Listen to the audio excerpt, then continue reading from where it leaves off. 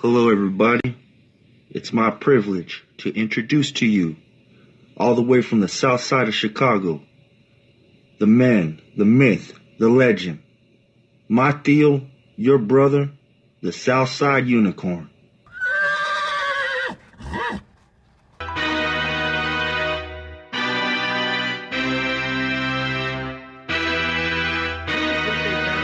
Look at their budget. Romney wants to he said the first 100 days, he's going to let the big banks once again write their own rules.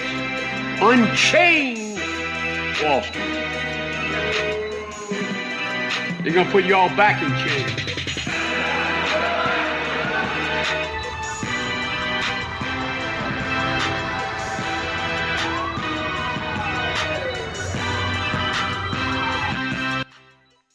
Hey, what's up, everybody? That's right, it's Ken White, host of the Southside Unicorn Show, and we are here today on a Friday, and we got a lot to talk about, a lot to chit-chat about, as you know. You know how we do it. We just chill and have a conversation about the nation and all the things that are going on around here.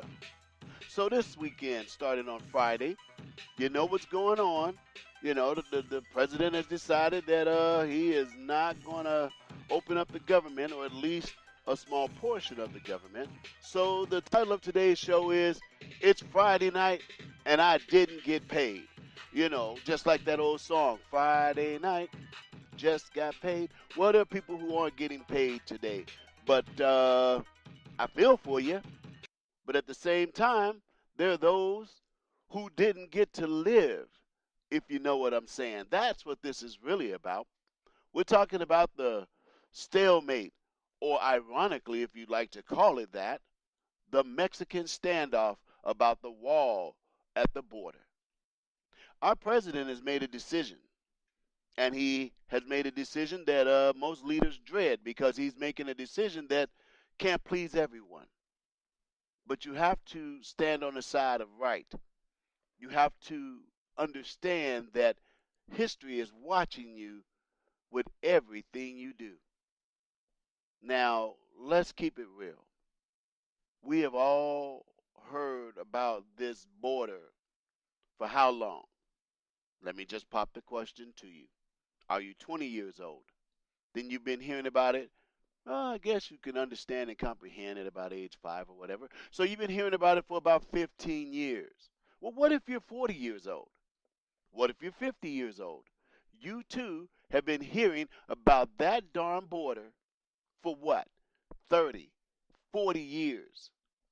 And all you see are elections. All you see is somebody on a cold January day raise their hand, put the other hand on a Bible, possibly a Quran, and swear the oath of office. And they say that they will with, uphold, and faithfully discharge the duties of the President of the United States of America. Yep, that's what they swear to. That's the oath they make. And we're all sitting there watching, and the Supreme Court justices, everybody's in their regalia, watching every 4 years as somebody steps up to bat. In fact, sometimes the same person gets to make that oath twice. And still, none of them have done a damn thing about our border. Well, enters President Donald J. Trump. He made a platform that he would make a wall.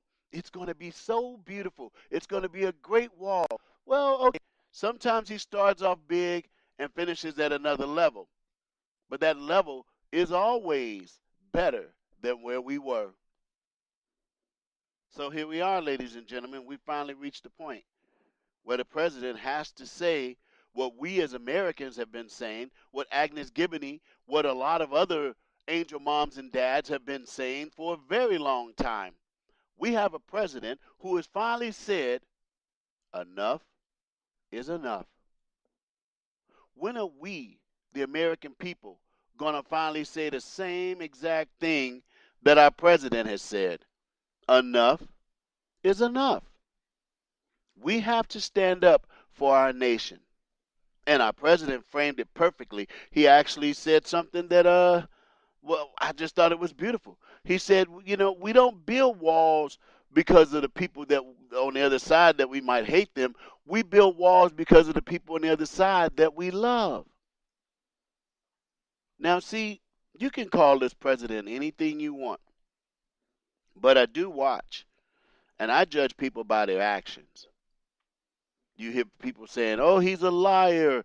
Oh, he's in league with Russia. Whoop, whoop, whoop. I see a man fighting for the American people. I see a man who is actually doing what he said he would do. Scripturally, we call that let your yes be yes and your no be no.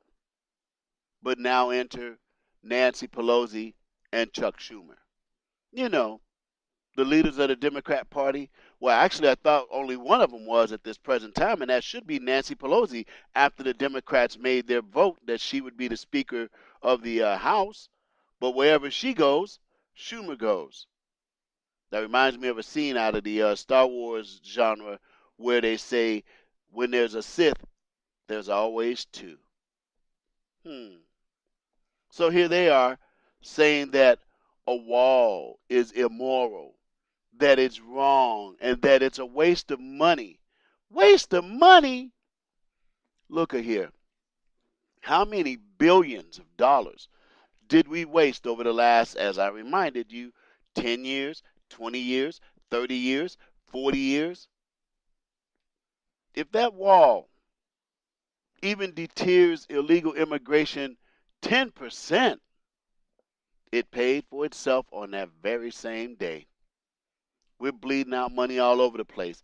And I can only say kudos to President Trump because he did a very incredible thing.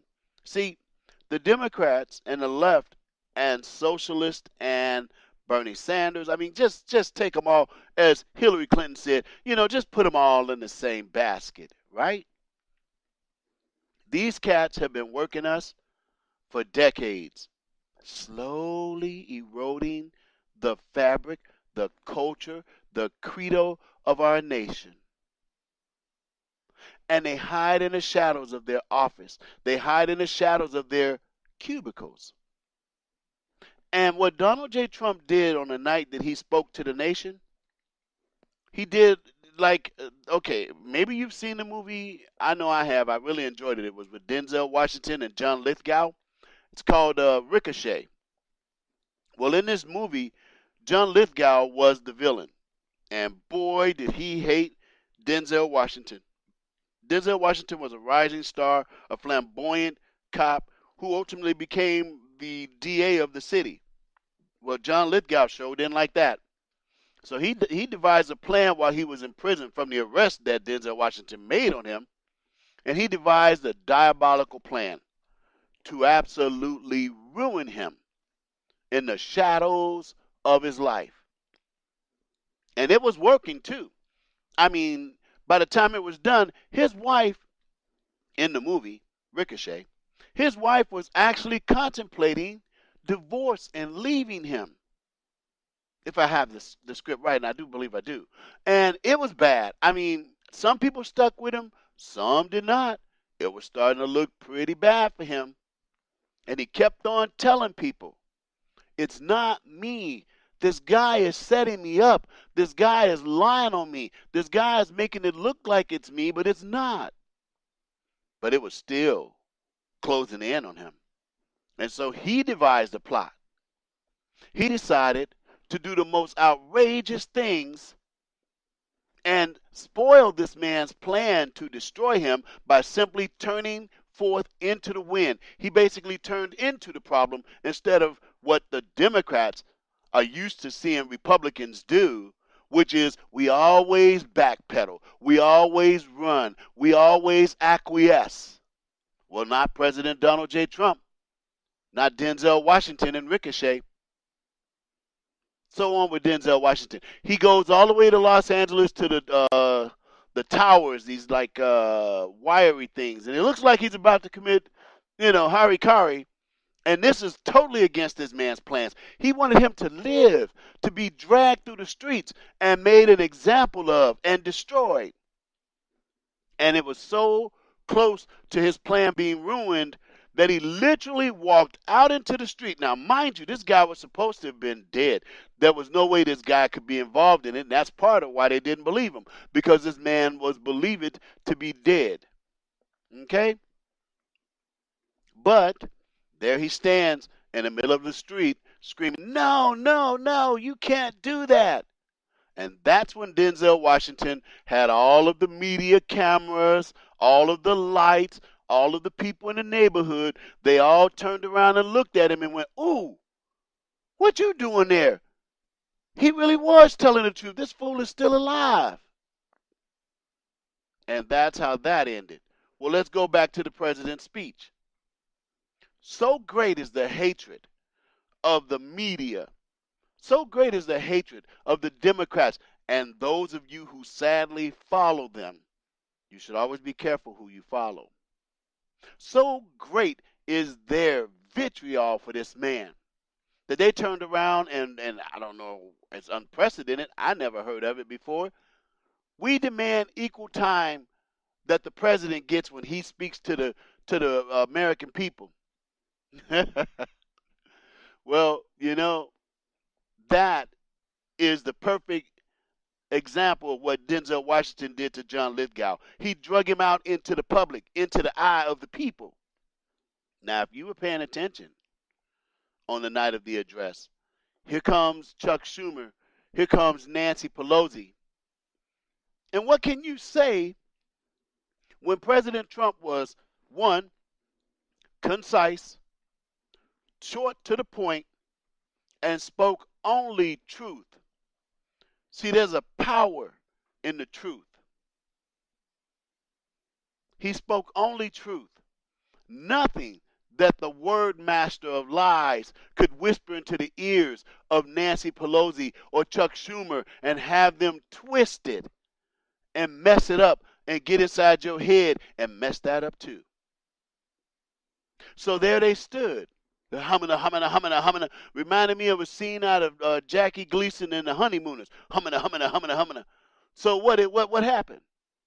Chuck Schumer opened his mouth, and from the fullness of his heart, he spoke another lie. The issue on the border is manufactured.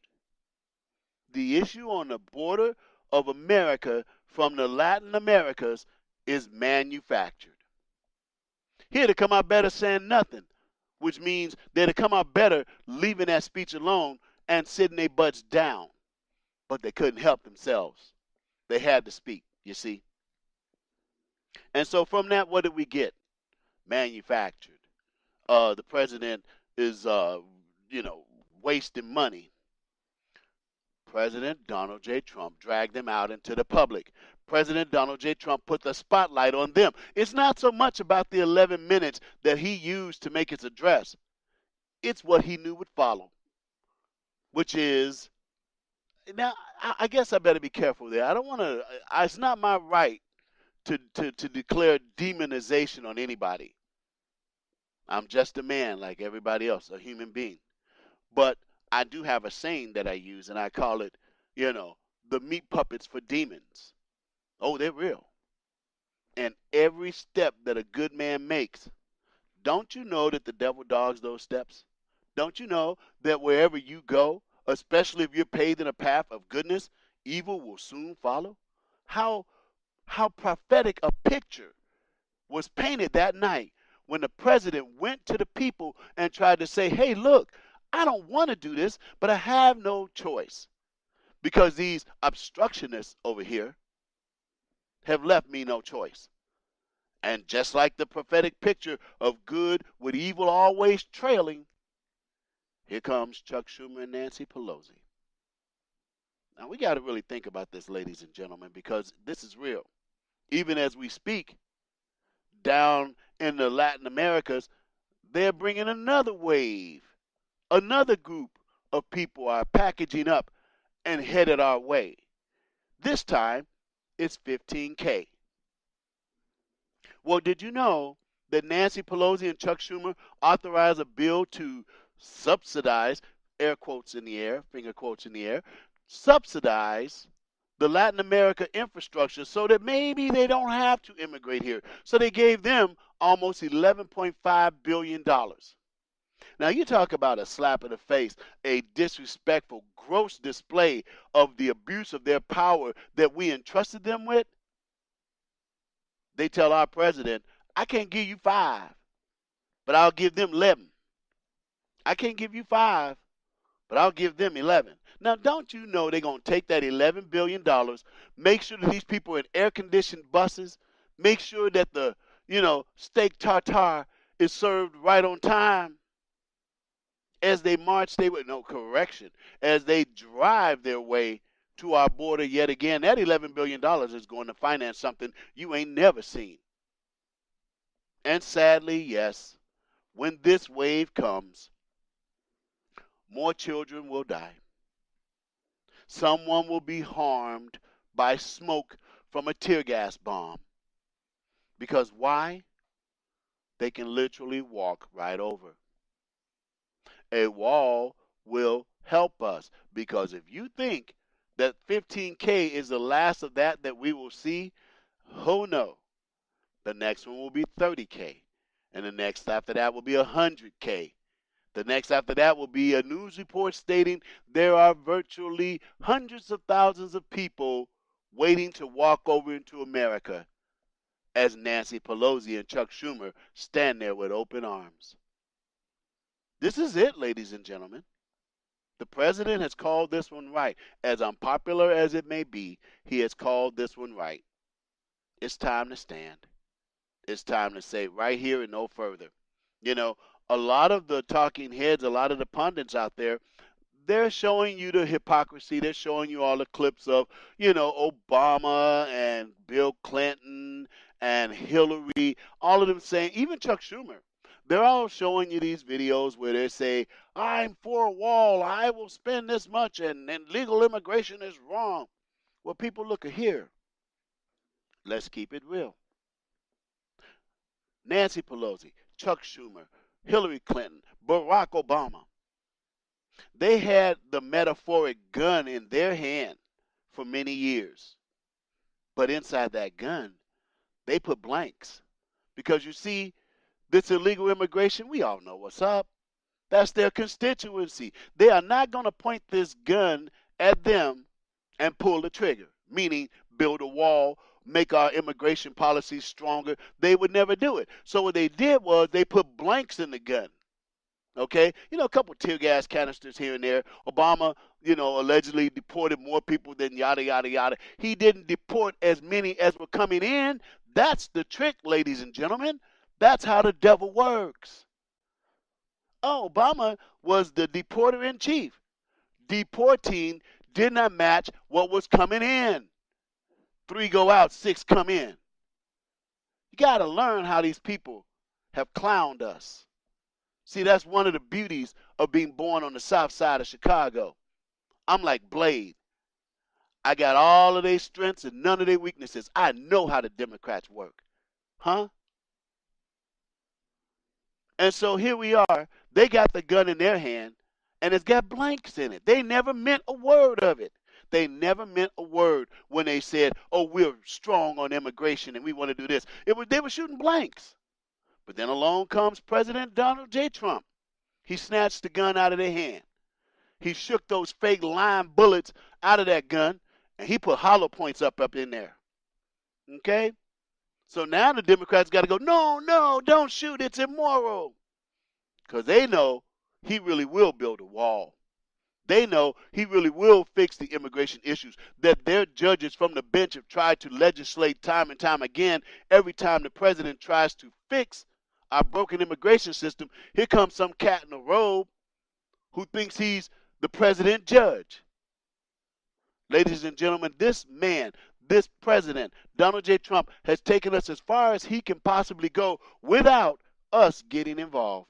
And we better do that PDQ, because this is really coming down to the wire.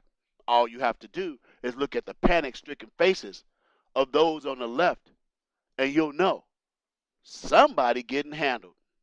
Okay? So in closing on that, I just wanted to mention, Cher has chimed in. Cher said that it's time for Nancy Pelosi to go ahead and get his man his stinking $5 billion. That's what she said, and it's kind of funny because now all of a sudden everybody cares about who's getting paid and who's not getting paid.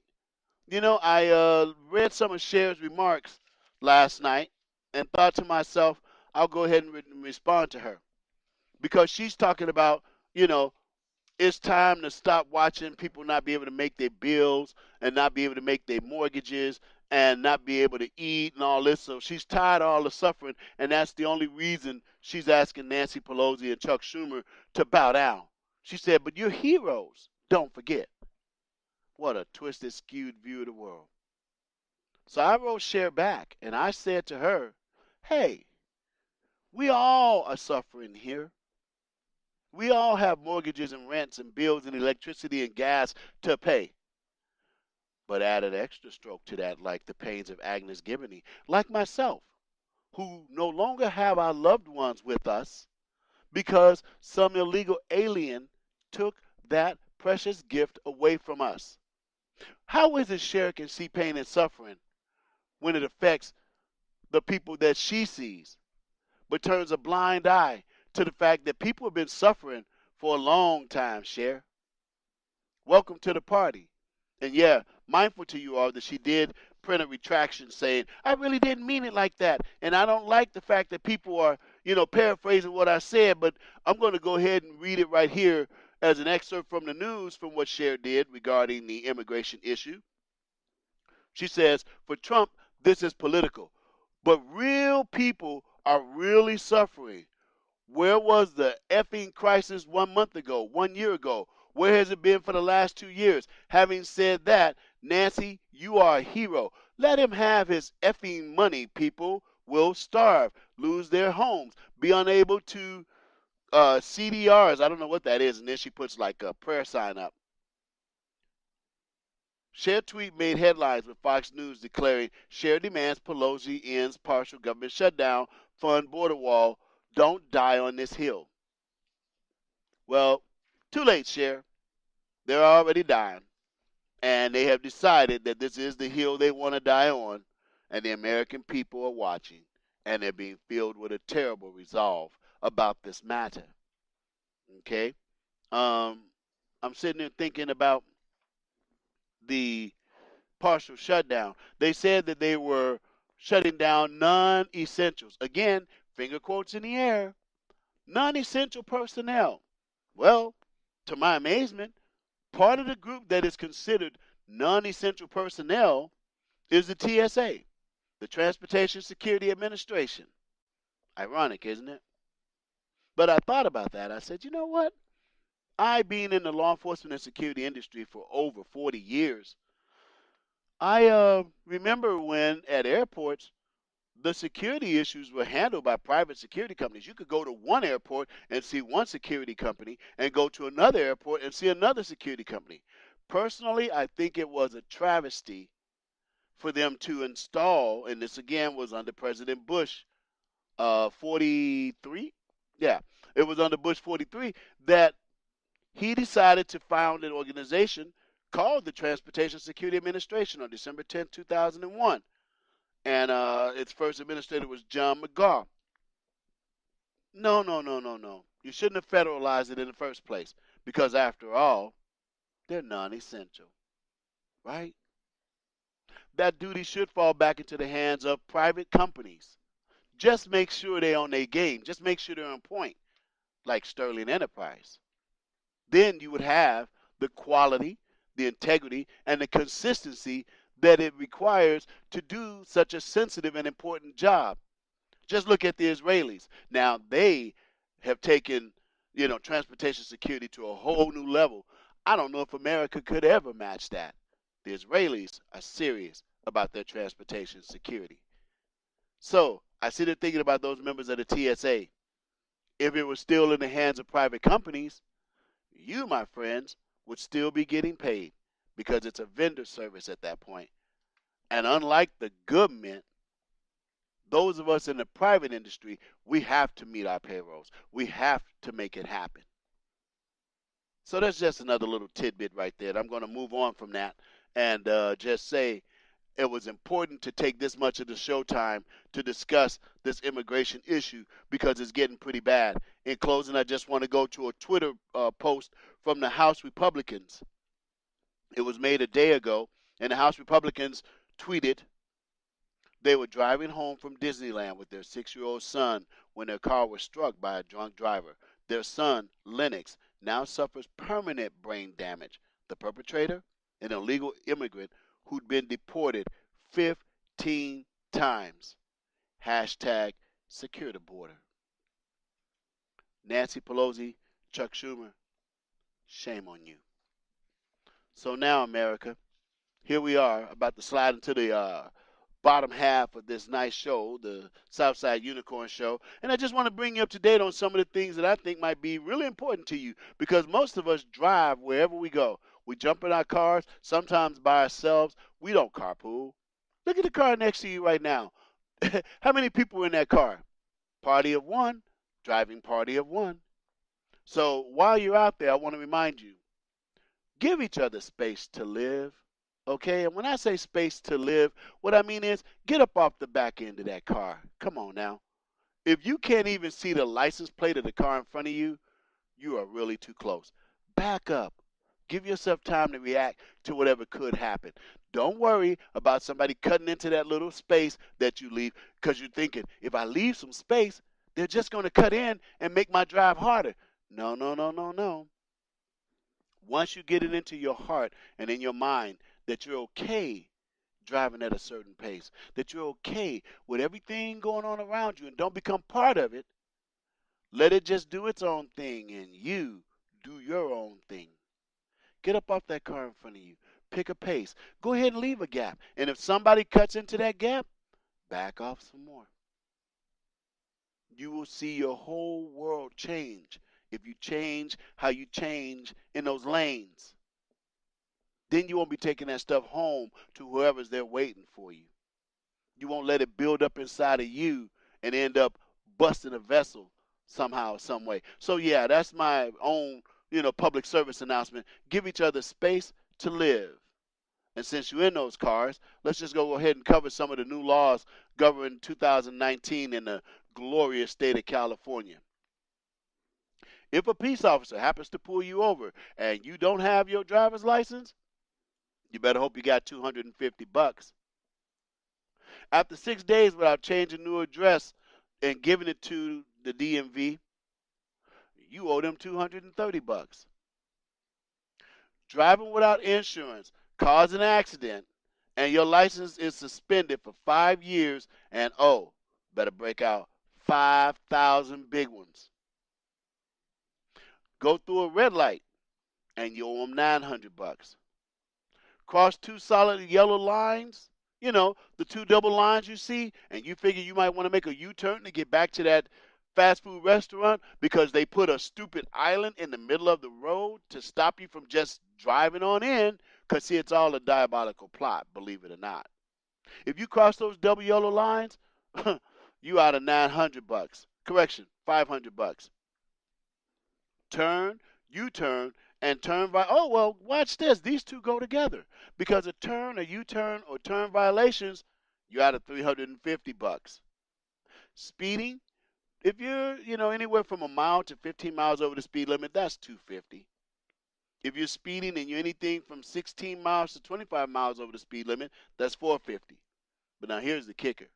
Driving too slow. That'll cost you $399. And when I say give somebody space to live, I'm not saying fall back so far, that you're like a turtle. Boom, ba-doom, ba-doom, boom. No, just keep a distance from the car, and keep going at the proper speed. Fail to full stop at a stop sign. Ooh, they're going to be making some bank in 2019. That one is, what is that, $270. Passing school bus when lights are flashing. Now, this one, let's talk about this for a minute. Come on, people. I don't know if you know it or not, but when a school bus comes to a stop, sometimes it has a little paddle that has the word stop. Sometimes it doesn't. It just has the flashing red lights. Did you know that when a school bus is at a complete stop and the lights are flashing or that paddle comes out, it does not matter what portion of the street you're in. You can see a stoplight a half a block down the road. No, the bus becomes the stop sign. And you are to stop a safe distance behind that bus and not move until those lights stop flashing or that paddle is withdrawn back to the side of the bus. The bus itself becomes a stop sign. Why? Because there's little people inside and they're ready to get home and get that hot sandwich and soup and get a hug from mommy. And so what are they doing? They're running around the front of the bus. They're running around the back of the bus. They're running over the top of the bus. Bye, guys. See you tomorrow. And here you are trying to get to McDonald's. So don't get caught with that one because that one is a no-no. Okay? Holding in or using a cell phone while driving the first time, whoo-wee. If you talking to your girlfriend, look, I told you I'm coming home. I'm not at so-and-so's house. I'll be there in a minute. You better hang that phone up or you better use some type of cell phone device because that one's going to cost you a G. You know what I'm saying? And that is bad. That's, oh my goodness. And driving with a license suspended with 3 years on top of that. For the first time, it's $1,000. If you get caught again, your driver's license is suspended for 3 years. Man, this is a hard state. I'm scared to keep reading. Parking in a bus lane or a zone is $900. Failed to turn on headlights for 30 minutes before dark is $200. Now, most of you don't have to worry about that because you got those new fancy cars and your lights come on anyway. But if you like me and you like older cars, I like older cars. You better make sure you flip that little paddle or twist that little wand on the driver's shaft and get those lights on because if it's not on 30 minutes before dark, you get $200. Now that's kind of subjective. We are at the mercy of whatever cop passes you by because he could determine, well, it's dark right now. I'm going to go ahead and put this extra $200 up in the coffer. I wonder if we can use the almanac to determine what sunset was for that day and the time that they write the ticket. Just a tip in case you find yourself in that unlucky position. Now, here's one that I hope they do enforce this one straight up. Tint too dark on door glass. Now, see, I'm tactically trained. I got, some extra stuff going on here. For those of you who are in those blacked out cars and you think I can't see you, oh, I see you. I see you enough that if I needed to, I could definitely make contact with you if you know what I mean. But it is an irritant. It is unsafe. And it is a cop's nightmare to have to go up to a car that's so blacked out, you don't even, you're not sure of the occupants, you're not sure of what type of occupants, aka children, hostages, whatever. So, you might want to go ahead and pull into your local tint shop and get that stuff up off your car before you end up getting, $200 pops in every city you roll in, because I really do believe they're going to be enforcing that one. Here's one that's a no-brainer. Failure to wear seatbelts, $200. Okay? Children not wearing seatbelts are not in accordance with Highway Traffic Act. That's $600. And it looks like it's per child. So, go find a thrift store. You can go over to the Redlands thrift store located at 614 Alabama Avenue in the great city of Redlands. You better go find them car seats. You can get them kind of inexpensive. Go ahead and do that and get the proper car seats. Go over to your local CHP office and ask them, hey, what's the proper seat for my child? Because if they catch you with that one and you're like Mother Goose, you got like 4 or 5 kids, that's $599 a pop. Carpool lane violation, $505. You get $505 fine for that. So those are some of the new traffic rules that have popped up for the year 2019. I hope that edified you. I hope you was writing that down as I was speaking it because I wrote it down to speak it to you. Just be careful out there, ladies and gentlemen. Use your head. Watch out. They've kind of loosey-goosey the laws so that these folks can get paid. They always say, I think police have a quota. Well, they don't necessarily have a quota, but they do compare you to your contemporaries. And if there's one officer on the job, Mr. Bob Dabalina, and he out there writing, say, 50 tickets a month. Well, they use him as the standard, you see, and you better be somewhere in that zone. You better be somewhere close to that, or you're not doing your job. That's how they cover that. Now, in closing, as we wrap up the show and get close to the end of the show, I just want to start talking about my Facebook stuff because that's part of what we do here on the Southside Unicorn. We discuss some of the communications that go on Facebook. But before I get into my Facebook, Twitter, all of the social media sites, whether it be Tumblr, Instagram, we'll pull information in from anywhere. We normally like to take your input and we bring it out to the world. We speak your information on the Southside Unicorn and we discuss it. So before I go forward on that, look, you're listening, you're reading, you're looking at the things on the Southside Unicorn. Come on, guys. Can you please click like? Can you share it? I look on there and there's so many people that it was viewed, they got down on it, whatever, but you didn't take that extra time to click a like or to just click share. This is how it's going to be done, ladies and gentlemen, while we still have a medium and an ability to talk to one another. If you don't do even that much, you made the job that much harder to keep it real. I'm doing my part. You're doing your part by listening.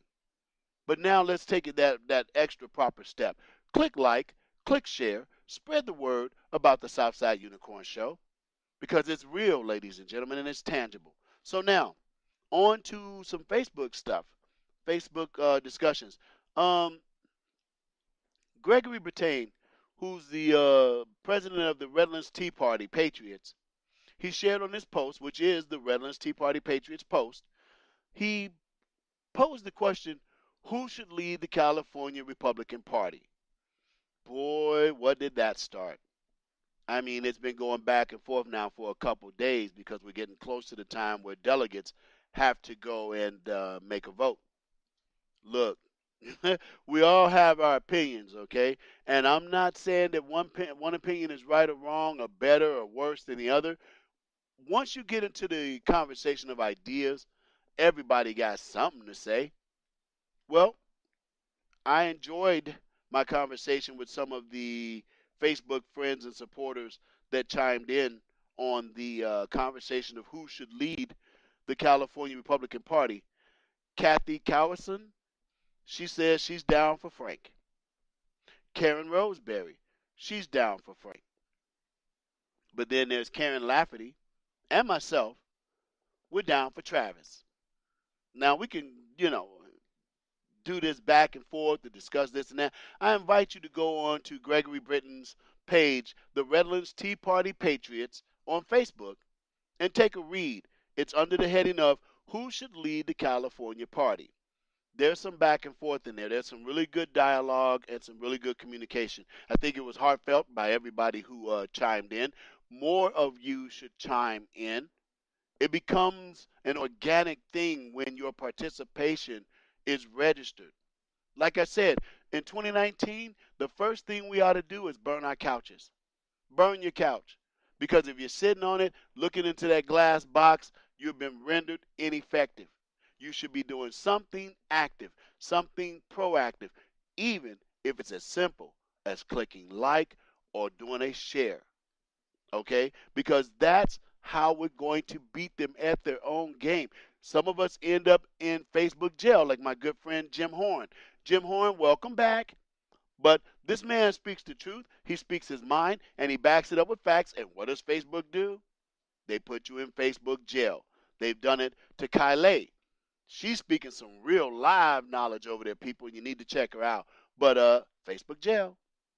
So let's start using their medium against them. Click like and share as much as you possibly can. Don't just look at somebody and I'm not talking about just the Southside Unicorn Show. I'm talking about everybody who's out there doing something positive to keep a conservative Republican presence in California. Support them. If not, they're going to start looking for U-Hauls too. And that was something, that Kathy Cowison is absolutely concerned about. She's like, it's so sad to see all these people leaving the state of California that are Republicans. And I told her, I said, not everybody is a warrior. And some are, but they can only go so far. Some people reach their tipping point and they have to leave. But for those warriors who are about to stay, for those of us who are dug in and are going to dare to still walk around using the word Republican, conservative, Christian in California, can you give us some props? Can you show a little love? Because it's hard out here. Okay? That's all I'm trying to say about that. And Gavin Newsom, the man been in office, what, about 5 days or so? He is about to tax drinking water. Drinking water. That's like a scene out of Total Recall.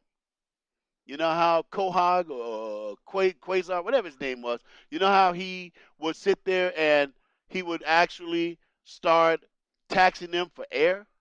This is the dystopia. This is the craziness that we are headed towards, ladies and gentlemen. Gavin Newsom is about to tax drinking water.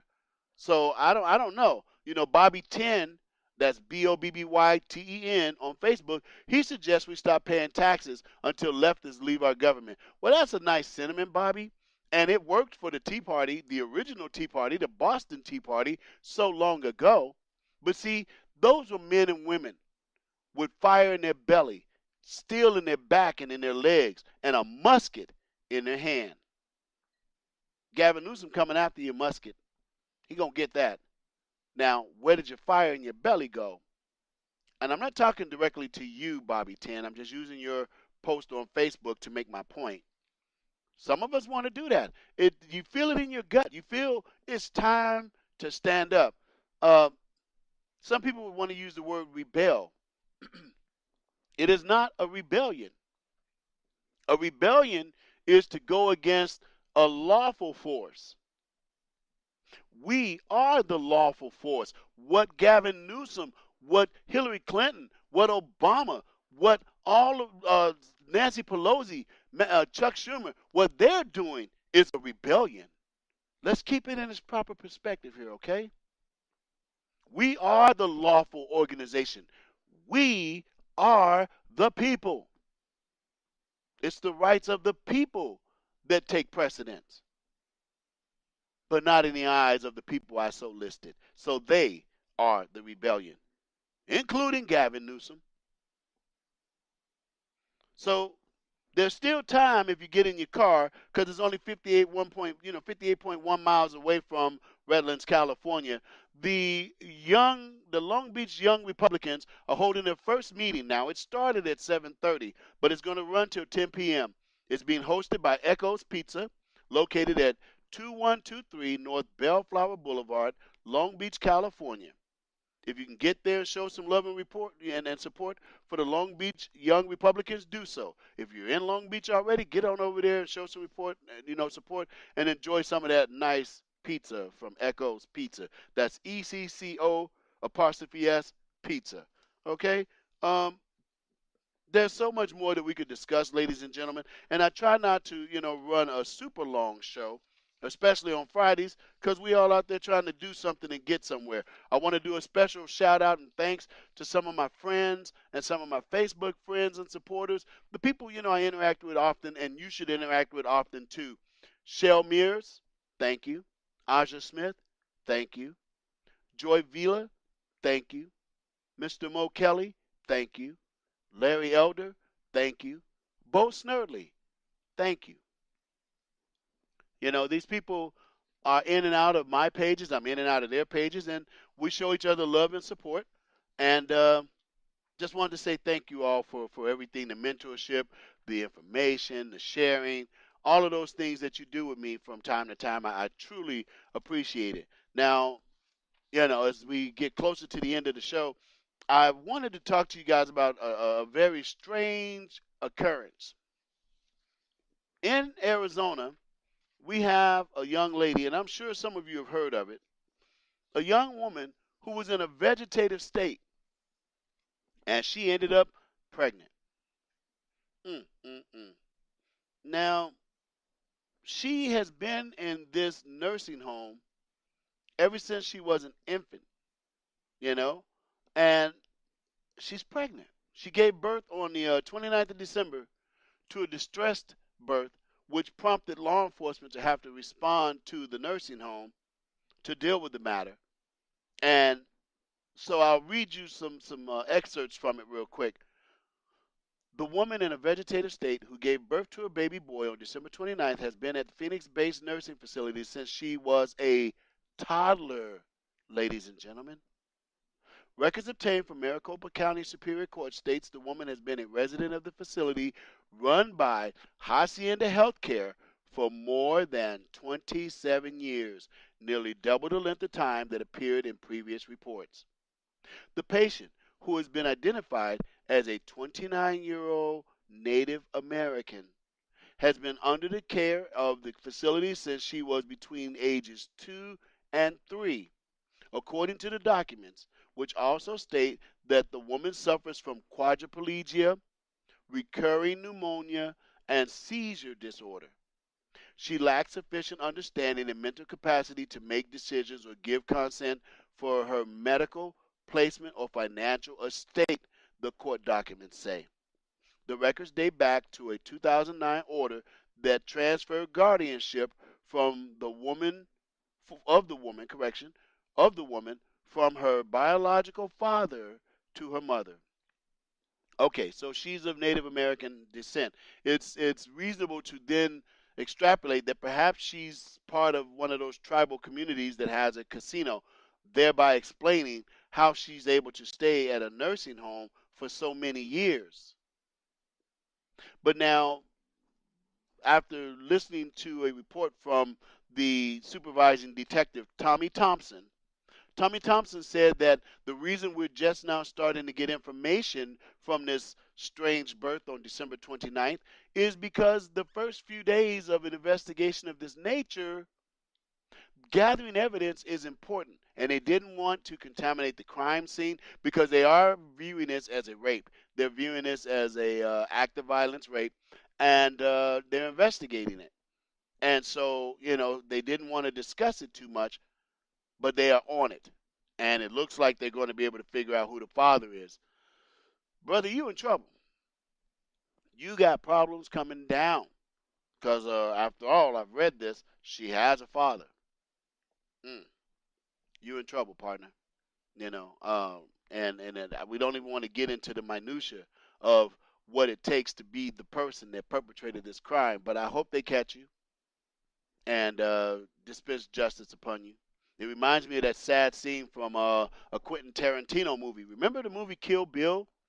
Where she was laid up in the hospital and the orderlies or whatever were doing what they were doing. If you've seen Kill Bill, you know what I'm saying. My goodness, my goodness, my goodness. So that's one of the stories I wanted to bring to light was this terrible crime in Arizona, and it looks like it's going to have a resolution to it. Thank goodness. We talked about Cher and her input. We did the traffic laws of 2019. We discussed President Trump and the issue of the border wall, which we had to do that, and that's great. We've even discussed Gregory Britton's posting on the Redlands Tea Party Patriots about who should lead the California GOP, and I've already chimed in. There's some of you out there that say Frank, and that's cool. That's your right. And then there are those of us, some who will say it openly, others who will not say it openly. Travis Allen is the best choice. If there were no John Cox at all, Gavin Newsom would have got his butt handed to him, and we would have a Republican governor tonight. Yeah, that's right, I said it. And a lot of people out there thinking the same thing I am. So we got handled one time. And my posting, and you'll read it on Facebook, so I may as well just put it out there. My posting about that matter was this. When it came to the John Cox matter and the California GOP, I said, fool me once, shame on you. Fool me twice, and I'm leaving. I've been a member of the Republican Party all my life. At 10 years old, the things I espoused out of my mouth were Republican. I just didn't know how they lined up. So I've been a Republican all my life, you know. And Karen Roseberry had the nerve to try to say that because I'm talking about leaving the Republican Party, that I must not be real. If she only knew what it took to be a black conservative in America, a black Christian conservative in California, how dare you say that to me? I pay more of a price to be a Republican than you'll ever pay. You, as a white female in California, please. But that's how she gets down. That's how she rolls. You'll see it if you go look on the Facebook page. Karen Rosenberry, Roseberry. She's like all up in Travis Allen's grill. Talk about the one woman wrecking party. You say something good about Travis Allen, boom, she's right there. She got something to tell you. She got some nonsensical thing to put out relevant to him and she's always putting a dash on him. I'm like, what is up with this woman? Who's paying you? Is the question I asked on the Facebook thread. The thread's quite long and it's been running for a few days. So if you want to get on in there and show support for either Frank or Travis, have at it. But for God's sakes, say something. Stop sitting around on the benches. Stop sitting on your couch. It's time for our numbers to be counted. It's time for us to determine a direction. Or it's time to pack our trash, rent the next nearest U-Haul, and get on up out of here. So I'm saying for Republicans, if you're going to stay in California, you better get ready for a fight. This is not going to be easy. And fighting amongst ourselves, hey, look, you know what? That's going to happen for a while. That's going to happen up in them hotel rooms for those delegates. Good luck to all of you. I pray that you remain civil to one another. I pray that you follow your convictions. I pray that you have the vision of what the California GOP should look like. Because in my personal opinion, this is just my personal opinion, those who are holding on to the label California GOP are doing us a disservice. It is really time to make some substantial change, or we really will, as Clarence says out there, we're going to become the Washington Generals. We will remain the Washington Generals. And I'm tired of losing. It is time for us to stand up and begin to make the necessary tangible changes in the California, party and get this on. Like Mason Weaver, correction. I try to keep track of everybody's names and sometimes it gets away from me. Mason Weaver says that the Republican Party is like the Washington Generals. They just there to make the Globetrotters look good. Well, the California GOP, enough is enough.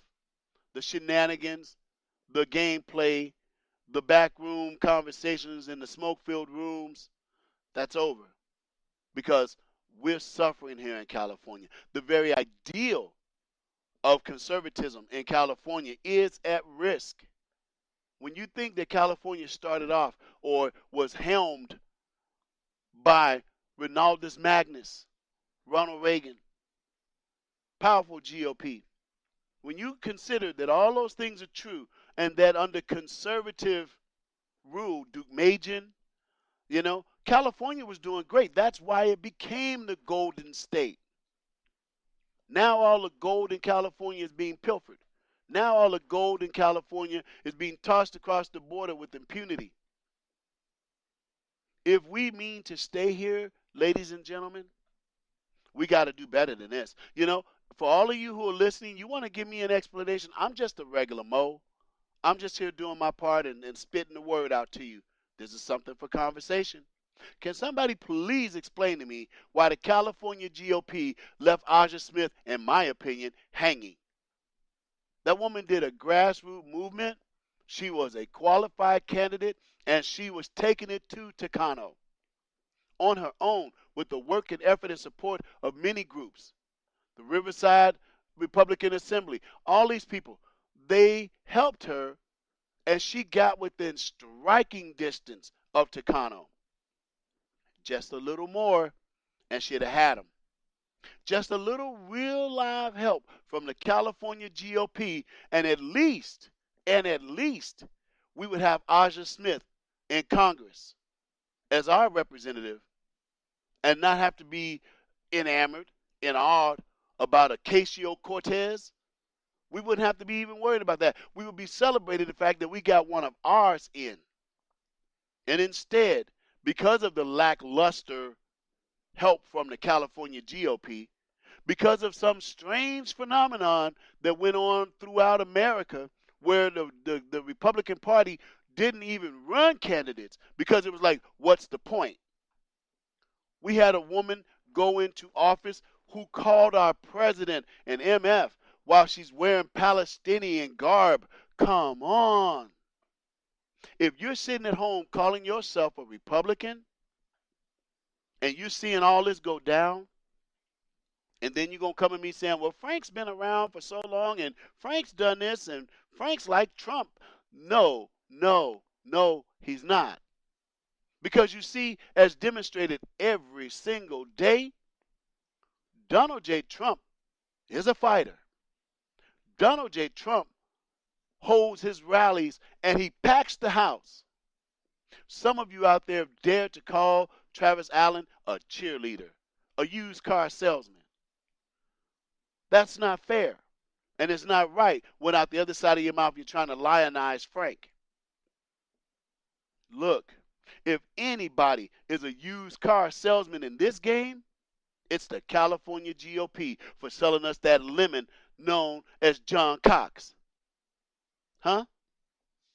It's time to get real about this thing, ladies and gentlemen. It's time to make a decision, make a claim for ourselves that we're going to stand up as Republicans and fight for our ideology, fight for a course for California, and as they say, as goes California, so goes the nation.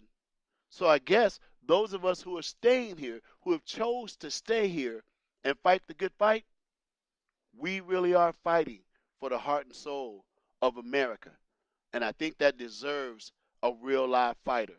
I think that deserves that when we look up at the CAGOP, I want to see that thumbs up. I want to see the thumbs up because we all know Travis Allen will stay behind and he'll wait to meet and greet, and he does the thumbs up picture. I think it's cool because that's a positive. That's unity. It's something we can all get behind. So hopefully when I see you out there, and in fact, I think I'm going to go ahead and start making that my thing. Now I'm going to join in with them on that. I'm going to give you a thumbs up. When I see you, thumbs up, baby. You know what I'm saying? Let's keep up. Let's keep upbeat. Let's make the true changes in California that are going to count, ladies and gentlemen, because, hey, 2020 is coming. And we better not be like deer in the headlights and look up on, in the electoral series of 2020, and now we all getting into it. Now we all got something to say. No, we better start preparing. We better start building right now and get ourselves together for the fight to come because it's coming. And what are we going to do? Are we going to, watch ourselves lose again? Or are we going to win? So, yeah, I feel very passionate about the election that's about to come up. And all you delegates, good luck. I wish I was one. But, cat out the box. You already know which way I would be voting even if I was one. So it's probably best, that other people go. Because I'm just that way. Once I make up my mind about something, I'm with it or I'm not with it. I am very committed to the fact that we need to start fighting as California Republicans, being stronger, stop backpedaling, stop looking for these soft doors to get out of. And a person like Travis Allen is just what we need to get this party started, if you know what I mean. Well, there's that sound, ladies and gentlemen. The time goes by so fast. I really enjoyed, hosting the show with you. My name is Ken White. You can find me on Twitter at Ken White 4444. And this is the Southside Unicorn Show. And thank you for being with us today, ladies and gentlemen. I really enjoyed having this time.